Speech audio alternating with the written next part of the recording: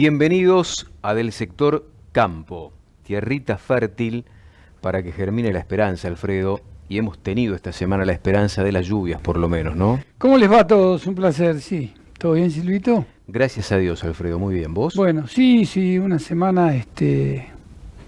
muy complicada, muy complicada. ¿Por qué? Sí. Llovió, es el mejor ministro de Economía que tiene el sector agropecuario. Tal vez haya sido una de las pocas lindas noticias que tuvimos esta semana con respecto a la actividad para la gente del campo. Porque después lo demás, no sé, el hecho de que el gobierno permanentemente esté acicateando al sector, que permanentemente estén controlando a ver si se hacen bien las cosas, como si nunca se hubieran hecho las cosas bien, ¿no? Y ahora esto de salir a controlar las empresas en la idea que de esa manera se va a frenar la inflación. Suena tan ridículo, pero bueno, hay que aceptarlo, no es lo que está.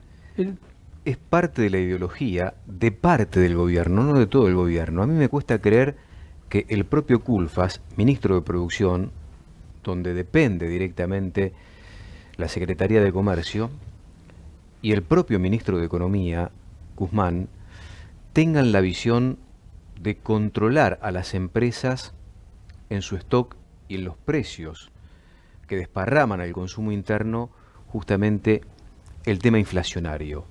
Me cuesta creer que ellos tengan como bandera o como precepto ir a buscar allí la causa del problema, cuando en definitiva, si vos observás que Argentina metió 70.000 millones de dólares en lo que va del año, de pesos en lo que va del año, porque no tenemos la máquina de dólares, lamentablemente, y que en definitiva te corren inclusive con incrementos constantes de combustibles, porque este 7% de la semana es el primero de varios que van a venir en las próximas semanas, tienen directa incidencia, que tienen que ver con la política macroeconómica y que en definitiva son las verdaderas causas de todo esto. El aumento de impuestos, Silvito, por ejemplo, ¿no? Y eso que no se tocaron todavía la mayoría de las tarifas, que están artificialmente controladas y que, bueno, cuando realmente tengan que tocarlas en serio, te quiero ver ahí, ¿no? Que tienen que ver con el año electoral, ¿no? Aún así, tenemos una inflación cercana al 4%. Esto le pega no solamente a las grandes ciudades, al campo y a todo el mundo, ¿no? En Del Sector Campo, los títulos, con Malena de los Ríos.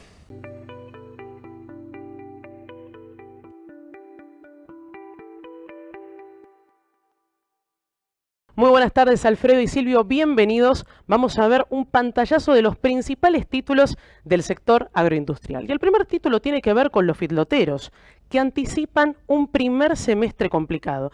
Lo cierto es que el presidente de la Cámara Argentina de Feedlot, Juan Eiras, sostuvo que la ocupación de los corrales de engorde de vacunos se ubica en un 50% de la capacidad instalada y bueno, consideró que la recuperación del primer semestre va a estar afectada por tres variables. Por un lado, lo que es la suba en el precio de los granos, en segundo lugar, la baja demanda de consumo y por último, los altos precios de los animales. Ahora, el dirigente no ve un buen panorama a corto plazo debido a que es muy difícil que se genere una baja importante tanto en la cotización de los terneros como en el valor de los granos. Segundo título, maquinaria agrícola. Los fabricantes de la maquinaria agrícola exigen y reclaman una ley que regula el sector. La Cámara Argentina de Fabricantes de Maquinaria Agrícola mantuvo un encuentro con el gobernador bonaerense, Axel Kicillof, en donde pidieron una ley para el sector. ¿Cuál es el objetivo de esta ley? Bueno, que se defina por un lado un porcentaje de los componentes fabricados en el país. ¿Para qué? Para que la maquinaria sea considerada de fabricación nacional. De esta manera los fabricantes pueden acceder a ciertos beneficios y algunos de los cuales son créditos a tasas preferenciales. Tercer título, sector de los biocombustibles. ¿Qué es lo que reclaman? Una extensión de la ley. El bloque de diputados nacionales del peronismo federal le solicitó al presidente de la Cámara de Diputados, que es Sergio Massa, que se convoque una sesión especial a finales de este mes de marzo para tratar en el recinto la prórroga a la actual ley 26.093 de biocombustibles, que la vigencia va a finalizar ahora en el mes de mayo. Esta prórroga Es un tema que realmente preocupa al sector y a toda la cadena de valor de los biocombustibles. Pero lo cierto es que en paralelo a este pedido, las cámaras que nuclean a todos estos fabricantes siguen reclamando definiciones sobre los plazos de esta normativa. Último título, vamos a hablar acerca de las retenciones y el protagonismo que están cobrando. Bueno, los ingresos por derechos de exportación duplicaron su participación en la recaudación tributaria total y, de acuerdo a lo que nos dicen las estadísticas oficiales, en el primer trimestre de lo que va del año representaron 1 de cada 10 pesos embolsados por la AFIP. Ahora, entre las principales causas para explicar esta situación que se está dando, desde el gobierno señalaron que se debe a 2 factores. Por un lado, lo que es la suba del tipo de cambio y por el otro lado, el alza en los precios internacionales de granos. Estos fueron algunos de los títulos en Del Sector Campo.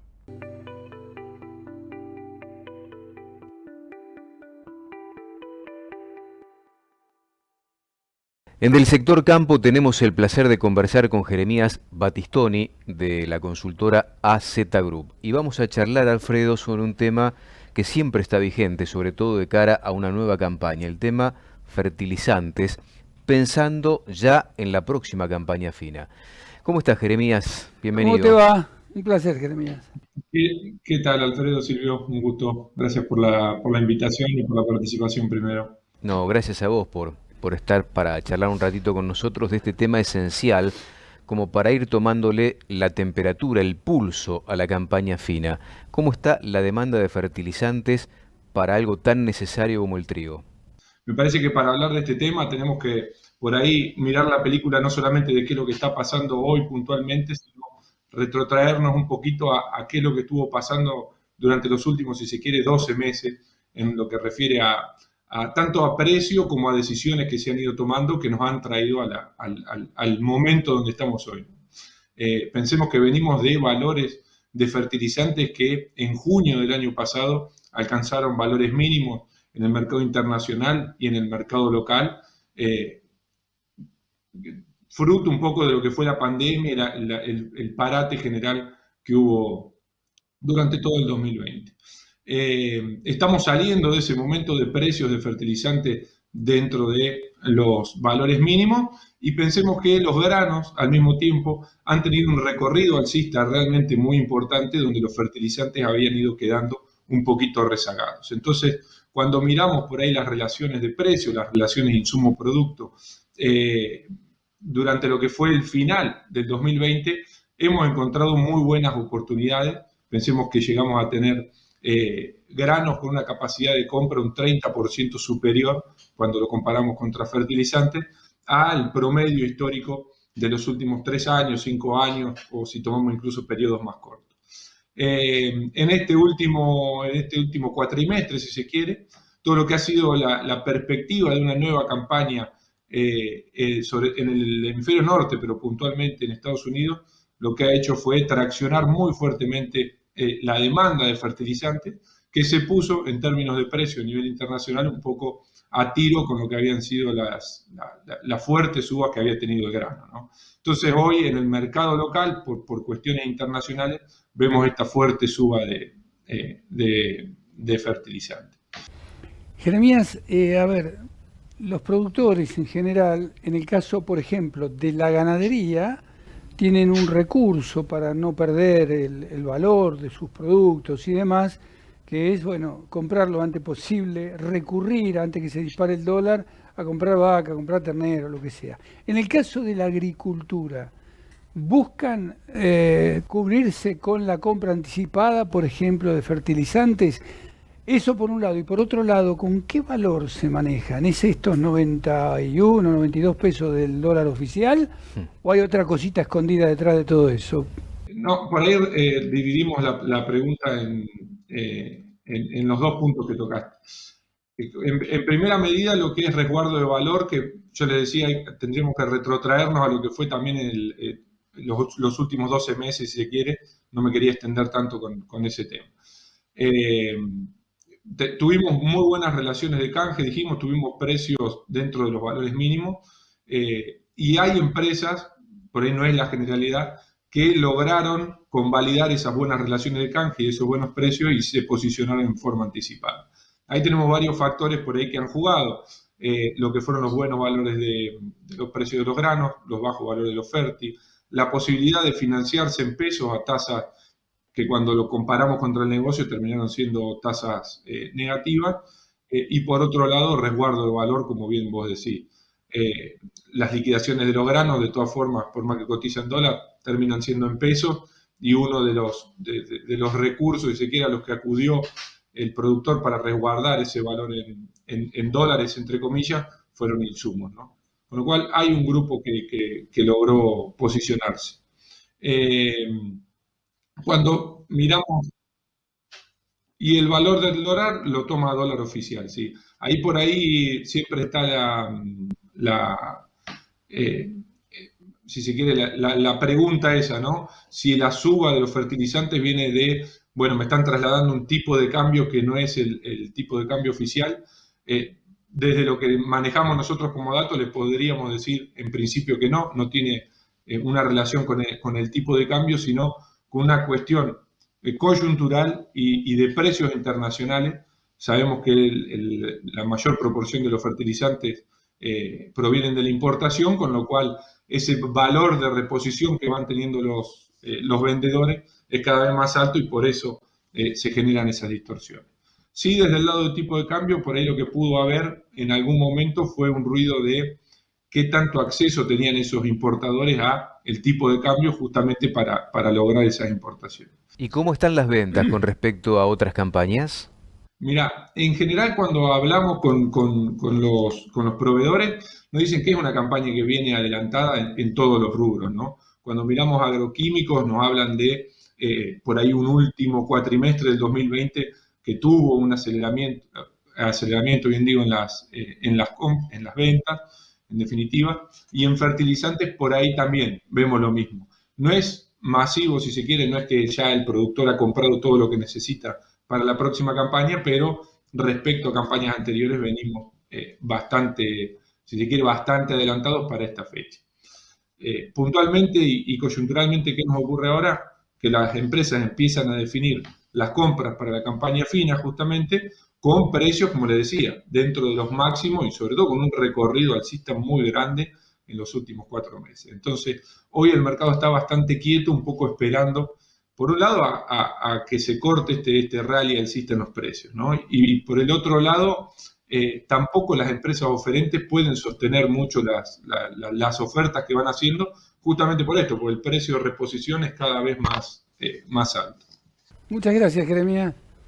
Bueno, gracias a ustedes por la nota y, bueno, no sé si hay algo más, sino un saludo a la audiencia. Abrazo a la distancia. Abrazo, viejo. Jeremías Battistoni, de la consultora AZ Group del sector campo.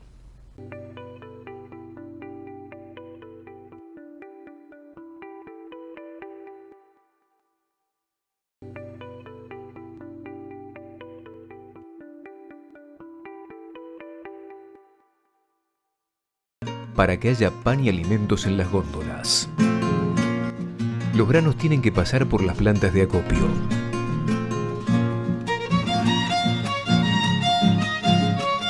Seguimos trabajando para alimentar al país, garantizando la sanidad de los alimentos y la salud de nuestros trabajadores. Estuvimos, estamos, estaremos. Federación de Centros y Entidades Gremiales de Acopiadores de Cereales. Y en del sector campo, el placer de tener aquí en piso a Pablo Adriani. ¿Cómo te va, Pablito? ¿Qué tal, Silvio, Alfredo? ¿Qué haces, Pablo? Qué Hemos gusto. vuelto, los extrañaba mucho. Sí, la verdad sí, que sí, todo la verso. virtualidad, viste, no es buena. Sí. Acá no podemos tocar, estamos en cámara. Exactamente. Todo piripipí, sí. No hay un, como se llama, un backstage. Es real. Bueno, Todo Pablo, real. siguen subiendo los precios de las commodities. Lluvia encima. No le falta nada esta semana. No, esta semana fue una semana buena. Las lluvias no fueron generales, fueron muy manchadas, como decimos. Son lluvias de 30 milímetros. En algunos lugares más de 100, ¿eh? Pero al lado 100, 50, 20. Hubo cobertura como sur de Santa Fe, que decís vos, 70, 80. Oeste de Buenos Aires, bien. Es mejor que nada. O sea, no se puede decir que se salvó toda la cosecha, pero donde cayó, frenó las pérdidas. Yo te diría que la cosecha de soja y de maíz ya está prácticamente jugada. Tanto la Bolsa de Comercio de Rosario como la Bolsa de Buenos Aires ajustaron la cosecha de soja en 4 millones abajo, 45 millones, y maíz también. Pero con los precios que tenés, yo estoy hablando con productores que van a sacar 9.000 kilos de maíz, y el año pasado sacaron 12.000, ganan más plata con 9.000 kilos hoy que con 12.000 del año pasado. Claro. ¿Sabes lo que me sorprendió, me impactó? Lo que está comprando China de maíz. China fue la punta del iceberg. China compraba el año pasado 7 millones de toneladas de maíz. Y de buenas a primeras, en una campaña pasa a importar 24 millones de toneladas de maíz, siendo hoy el primer exportador mundial de maíz. Superando a Japón, que hace 30 años es el primer exportador con 16 millones, y a México, que es el primer exportador con 18 millones. China, así de buenas a primeras, 24 millones de maíz. Y pinta para comprar 30 el año que viene. Pero también compró cebada, centeno, trigo, aceite de soja, maní. Se tomó todo el maní que había. Tanto compró maní China. ¿No compra girasol? Compró aceite de girasol. No, porque es impresionante lo que sigue compró subiendo aceite de girasol, desplazando a India, a la Unión Europea y a Irak del mercado de girasol de Ucrania. O sea, los agarró todos dormidos. China empezó a comprar temprano, haciéndolo abajo de todos los precios actuales. Imagínate cómo está China con respecto a sus compras, ¿no? Muy bien posicionado. Ahora sí, explicamos uno de los motivos de la suba de las commodities. Es poco probable que durante el resto del año haya mucha variable, salvo que pase algo en particular, no sé, con el tema productivo, que haya mucha producción de los Estados Unidos. No, muy buena la aclaración que haces. Yo creo que lo que hay que tener en cuenta es lo siguiente. En el caso específico del maíz y la soja, lo que pasa en el segundo semestre es Estados Unidos dependiente. Pues el primer productor mundial de maíz y el segundo de soja, y Estados Unidos siembra ahora la soja y el maíz nuevo 21-22. Y eso se va a saber el 31 de marzo. Entonces, de cómo resulta esa estimación de siembra, que ya estuve analizando y no llegan a recomponer existencias con todo el aumento diario que le ponen, el escenario es un mercado alcista. O sea, ahí te doy la derecha, hay una perspectiva de suba para maíz y para soja en el mundo y en Argentina muy fuerte.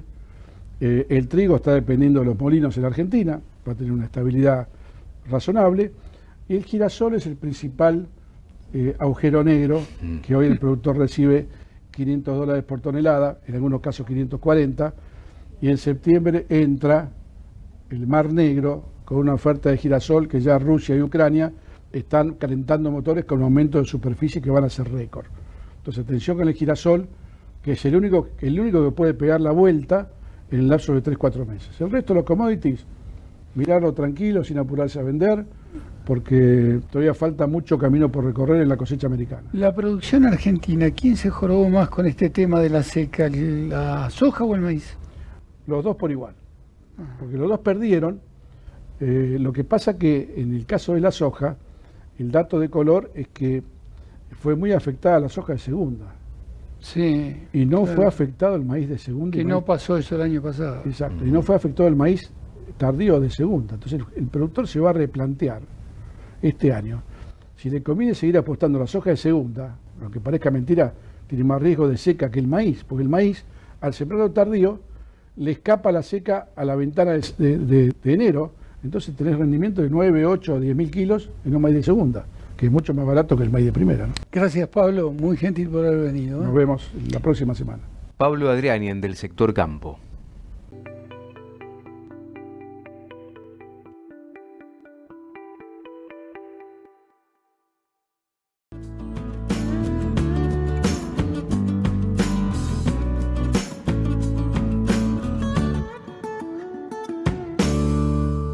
En el sector campo, Male, empezamos a jugar con las redes. Exactamente, Silvio. Estamos en todas las plataformas @delsector.com, Facebook, Twitter, Instagram. Esperamos tu mensaje todos los sábados. Y hacemos una parada en Twitter para ver qué es lo que andan diciendo las redes y sus protagonistas en relación al sector agroindustrial. Bueno, Silvito, te cuento y les cuento, como vamos a ver el primer tuit en pantalla. Argentina. En medio de la escalada inflacionaria, el gobierno refuerza los controles y exigirá datos de precios y stock a 1000 empresas. Esto tiene que ver con una resolución que se publicó el miércoles en el Boletín Oficial por parte de la Secretaría de Comercio. Su secretaria, Paula Español, está muy atenta con su mirada a advertir las consecuencias de la crisis inflacionaria. Va a detallar en los precios cuál es la variable que hay que corregir a partir de ellos. En realidad, y esto también me parece que debe involucrar a la mirada del resto de los funcionarios del Ministerio de Producción y de Economía del Ejecutivo Nacional, porque donde hay que posar la mirada para tratar de corregir este vicio que afecta poco más, poco menos a todos los argentinos, a las causas de la situación inflacionaria que se está dando por estas horas en la Argentina. El segundo tuit que vamos a ver en pantalla dice: el nuevo aumento de gasoil le cuesta al campo 1 millón de toneladas de maíz. Impactante. Es una muy buena manera de ejemplificar cómo impacta el incremento de combustibles, que todavía no terminó porque se vendrá más en el bolsillo de los productores en primer término. Pero esto, traspolado por ejemplo a la logística de los alimentos, nos afecta a todos los argentinos, porque el componente del incremento de combustibles se nota, se advierte y se paga también en los alimentos que se depositan en mostradores y góndolas. Recuerda @delsector.com, estamos en todas las redes sociales y te leemos todos los sábados.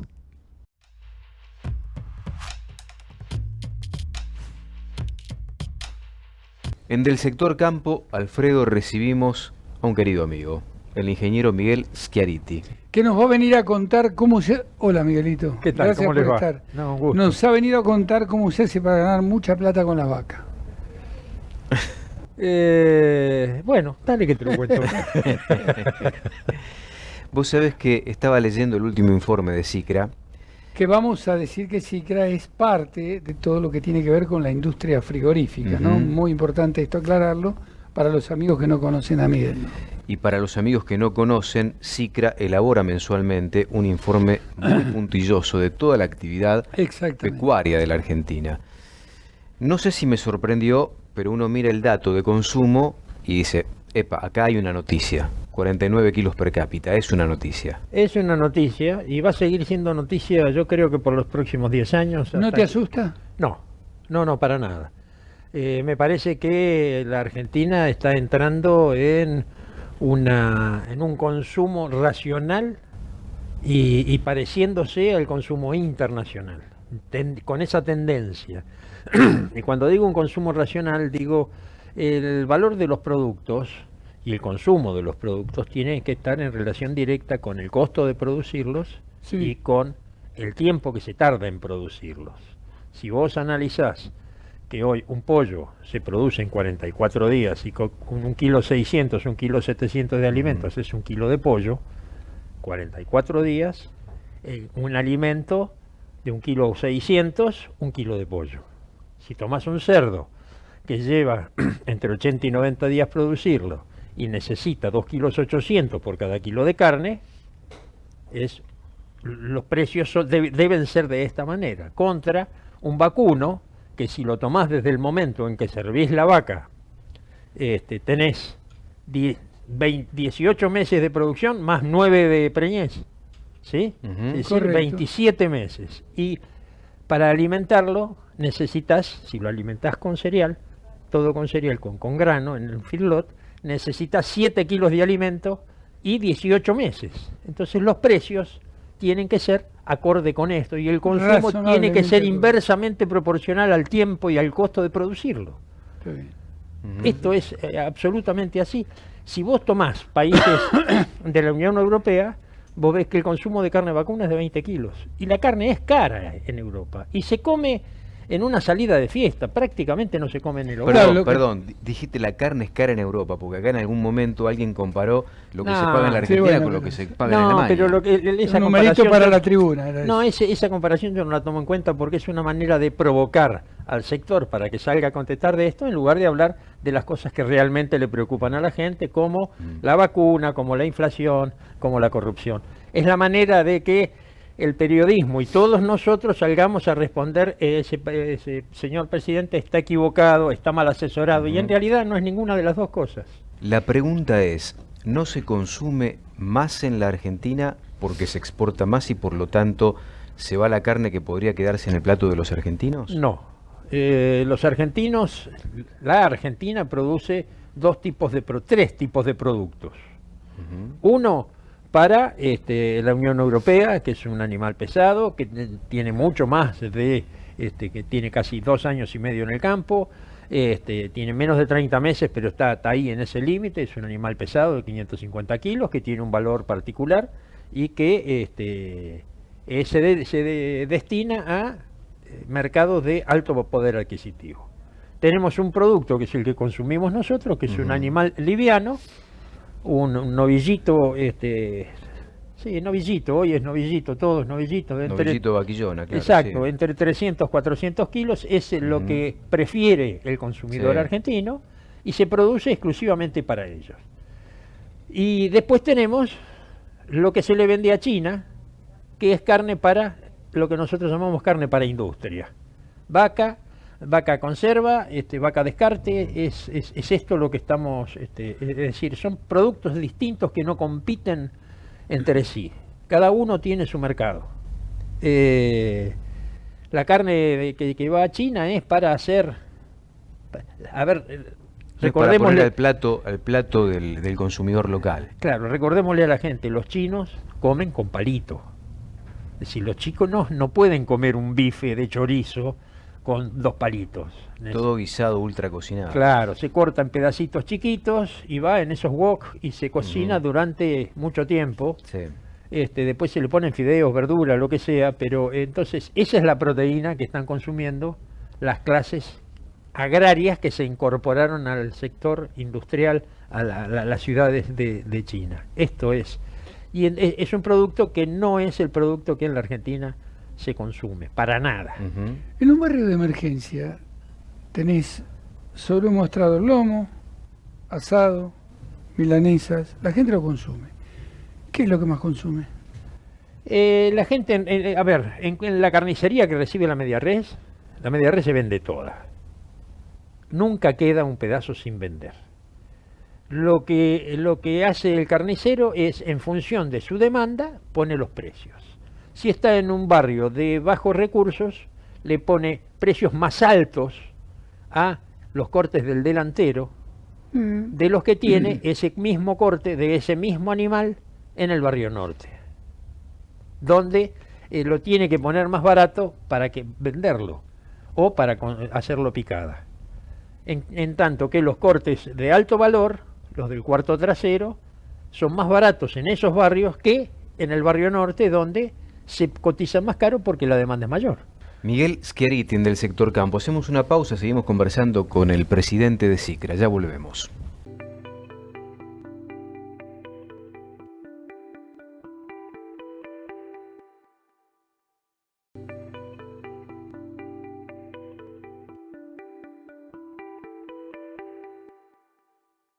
Seguimos compartiendo del sector campo con el ingeniero Miguel Schiaritti. ¿Alguna inquietud? Miguel, sí, sos productor pecuario.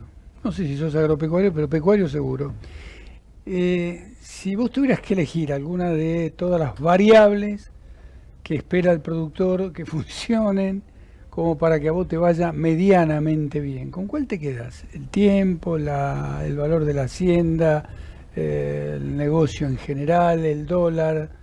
¿Qué es lo que más te gusta? A mí lo que más me gusta es poder producir de manera continua, permanente. En libertad. Sí, por supuesto. No, por supuesto no. En la Argentina mucho tiempo no se trabaja. No, estamos de acuerdo. Y no se sigue trabajando en libertad. Sí, yo he peleado en ese momento, he peleado bastante con aquel que no nos dejaba trabajar libremente. Pero sí, soy productor en un campo de cría, que estoy lentamente convirtiendo a un campo de recría. He logrado que Hidráulica de la provincia en el gobierno anterior... El de Buenos Aires. Sí, me resolviera un problema con un canal. Han hecho el canal y entonces ya no se me inunda el campo y entonces lo estoy reconvirtiendo a un campo que era de cría, lo estoy reconvirtiendo a campo de recría. Por eso te comentaba recién que estoy sembrando algún verdeo y alguna... Es el mejor negocio de la recría, decís.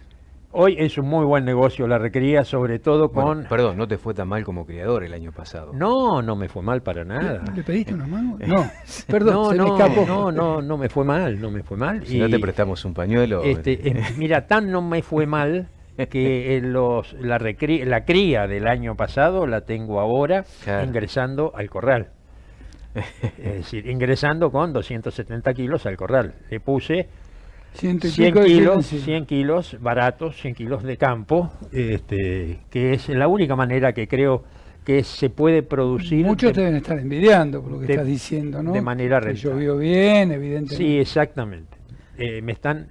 Cuenca al Salado, Cuenca al Salado, sí, General Alvear, acá cerquita en la provincia de Buenos de Aires. Buenos Aires. Ahora, sí. tu experiencia personal me invita a una pregunta que está en el informe de CICRA, se desprende de ahí. La recría, me parece, está permitiendo algo que notamos en el informe, un mayor peso de faena, Claro. que era lo que Argentina venía pidiendo a gritos hace mucho tiempo, porque estábamos estancados en esa materia también. Sí, la macroeconomía que estropeó el circuito de abastecimiento local, porque Ujú. se dejó afuera de el abastecimiento al corral, el feedlot. ¿Sí? Esto es lo que está logrando que se haga recría, porque no es negocio agarrar un animal de recién destetado y ponerlo en un corral, se pierde mucha plata. ¿Y el dato duro es importante de crecimiento de materia productiva en este caso? Sí, sí es importante. Y una de las cosas que nosotros hicimos para explicar por qué, teniendo tanta dificultad para vender carne en estos meses, la verdad se vende forzado, y el aumento de febrero se trasladó del 6% que aumentó en promedio la carne de consumo en febrero, se trasladó al mostrador 1%. Eso se dividió entre el carnicero, que achucó su margen, y el matarife o el industrial, que proveedor de No esa lo carne. leí en ningún lado ni lo vi en ningún lado. Eso. Sí, Qué lo viste en el curioso. informe económico, Sí. quiere decir que no lo leíste. No, no lo dijo la televisión, no lo dijeron las No, no radios. lo dijeron. A eso apunto. No lo A dijeron. eso apunto. No lo dijeron. Pero hicimos la cuenta de por qué, teniendo tanta dificultad para vender carne, el precio no caía y se mantenía constante. Y entonces tomamos las faenas de consumo del primer bimestre del año pasado y la comparamos con el primer bimestre de este año, y nos dio 10.5 menos de faena de consumo En volumen. en En cantidad de cabeza, animales, en claro. cabeza. Miguel, ¿han hecho alguna evaluación de cómo puede impactar esta suba importante del combustible? No, todavía no lo hemos hecho. Es una cosa que sin ninguna duda termina trasladándose de a poquito al precio final. El combustible en el sector ganadero, Transporte, por lo pronto. claro, el transporte de los animales a las fábricas o al mercado de Liniers y después a las fábricas, y la distribución. Los animales o la carne camina muchos kilómetros en un camión. Silvito Bayoco. La pregunta, Quedaste pensando, tildado. sí o no, me quedé pensando porque esto nos afecta a todos y afecta a todos los productos que nosotros consumimos en mostrador o en góndola. Esto repercute en todos lados. La inquietud pasa por saber cuánto va a terminar exportando la Argentina este año, pensando en que venimos de 900.000 toneladas en el 2020. ¿Repetiremos ese volumen extraordinario? Yo creo que vamos a tener una buena performance exportadora, pero no sé si vamos a llegar a ese número. Recordemos que tuvimos un verano muy malo en cuanto a seca. Falta de agua, El otoño estuvo muy mal, el invierno no hubo pasto, las preñeces van a estar muy, ¿cómo se llama? Los índices de preñez van a ser bajos. Me parece que vamos a tener que esperar y mirar con mucho cuidado la vacunación de marzo-abril, esta vacunación de La que este está momento, ocurriendo. para saber cómo estamos, porque además hubo mucha vaca saliendo, y esa vaca que salió por falta de estado. Sería por debilidades propias y no por un achicamiento de la demanda.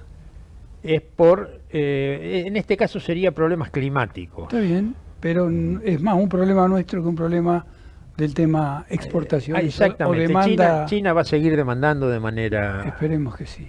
Esperemos que sí. Sí, porque no logra resolver el problema de la peste porcina africana, y miremos con atención qué está pasando con la peste porcina africana en Europa.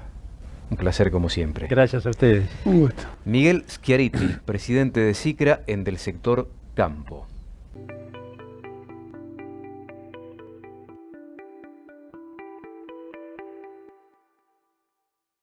En del sector campo, ganadería en un minuto. Interesante el informe del Departamento de Agricultura de los Estados Unidos con respecto al consumo de proteína animal y de la carne vacuna en particular para este 2021. Proyecta un incremento de la demanda mundial del 2%. Este incremento básicamente está moldeado por China y por los países que empiezan lentamente, muy lentamente, a salir de la pandemia. Ahora bien, informe del Rosgan, que anticipa que aquellos países generadores de la oferta de carne vacuna en el mundo, Brasil, Australia y Argentina, que conforman el 45% de la oferta global de lo que se comercializa, están en procesos de retención. ¿Qué quiere decir esto? Que va a haber mayor demanda y muy probablemente menor oferta. Esto tiene que ver con una buena visibilidad para los potenciales precios.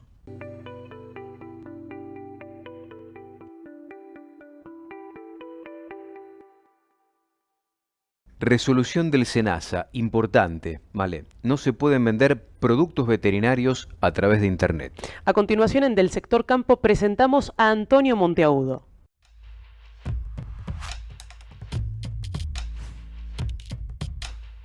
El tema de hoy tiene que ver con los productos veterinarios, con los medicamentos para los animales.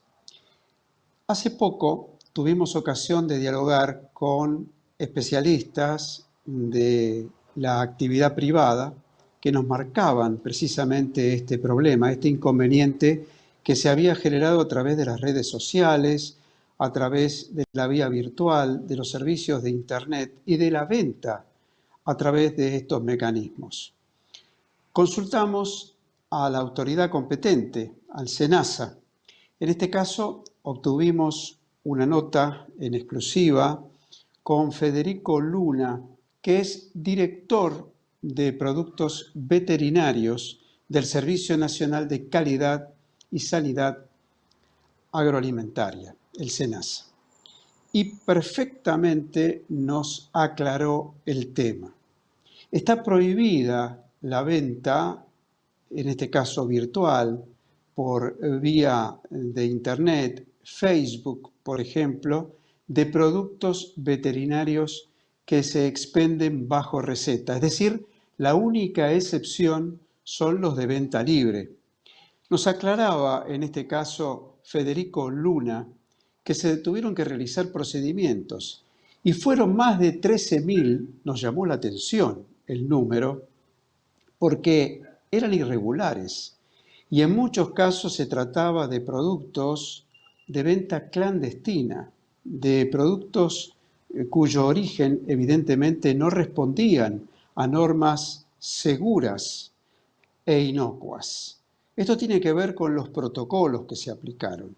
Y allí estuvo el ejercicio del poder de policía que debe ejercer la autoridad de control, en este caso la policía sanitaria, que es justamente el SENASA.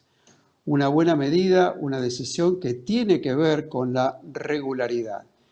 Y esto lo debemos vincular con el futuro, con lo que viene y con lo que se relaciona con el producto final, es decir, con el alimento.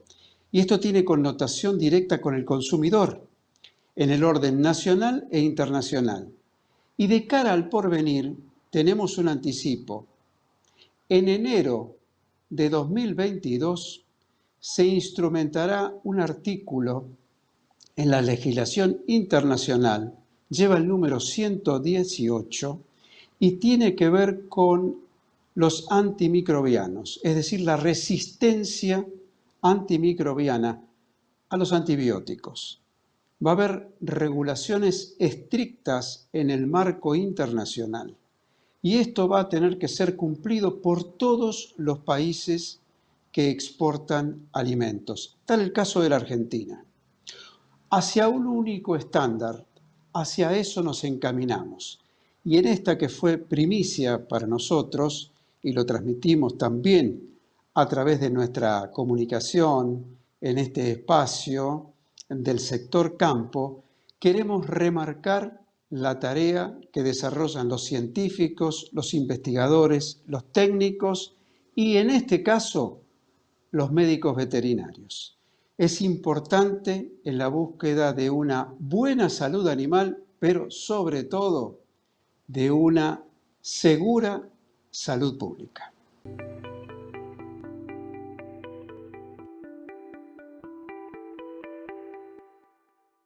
Y ahora en Del Sector Campo, la columna semanal que todos estamos esperando de la mano de Julio Butet, nuestro especialista que nos habla acerca del mercado de Liniers, los precios de las carnes, la ternera, el novillo, pero bueno, mejor lo dejamos a él, lo vemos. Son muy pocos los ganaderos en la República Argentina que pueden hacer lo que se denomina ciclo completo, es decir, tener vacas de cría, hacer que esas vacas paran y engordar esos animales hasta el momento de su faena. Por eso el mundo ganadero se divide en dos: criadores y engordadores. Los criadores hacen ese trabajo y una vez destetado ese ternero, lo venden para que los engordadores empiecen a trabajar en terminar esos animales. ¿Cómo se pueden terminar? Esta es una de las maneras. Hacer terneros y vaquillonas livianos. Estos animales pesan 300 kilos y se vendieron en el mercado de Liniers a 200 pesos. Es un valor récord. Y esto se cierra en unos 3 meses de trabajo, más o menos, dándole maíz a esta hacienda. Algunos varían sus dietas, engordan con maíz propio, todos tienen varias alternativas para el negocio. Pero a grandes rasgos se trabaja de esa forma. Esta hacienda en este momento empata o da pérdida. El productor no tiene tiempo de producir la suficiente calidad de kilos ganados y los pocos que le mete a este tipo de hacienda son muy caros porque el maíz está muy caro. Aún vendiendo 200 pesos, este productor puede haber perdido plata cuando hace la cuenta final y por supuesto revisa sus valores de compra y los costos del engorde. Ahora les quiero mostrar otro esquema productivo. Estos son animales gordos también, terminados con maíz, pero pesan 480 kilos, 180 kilos más que los que vimos hace un momento. Estos animales, una vez que fueron destetados, fueron a un campo. Estuvieron entre 6, 9 meses hasta un año, pueden haber estado comiendo pasto, y después sí tuvieron una terminación a maíz. Este tipo de hacienda, sí seguramente por el periodo más largo de engorde y esos momentos en los que el animal estuvo comiendo pasto, que es por supuesto un alimento mucho más barato que el maíz, seguramente le ha permitido obtener una buena rentabilidad al productor de la pampa, en este caso, que envió estos animales.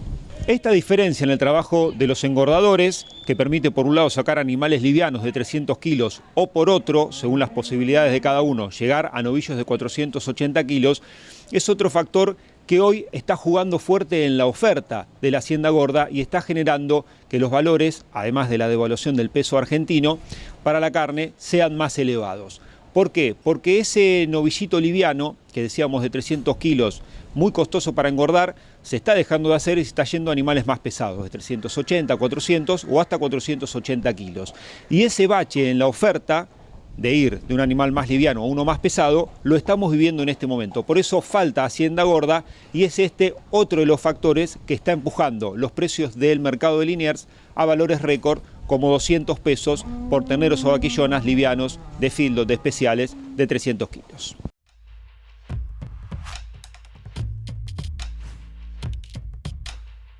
Esto fue Del Sector Campo.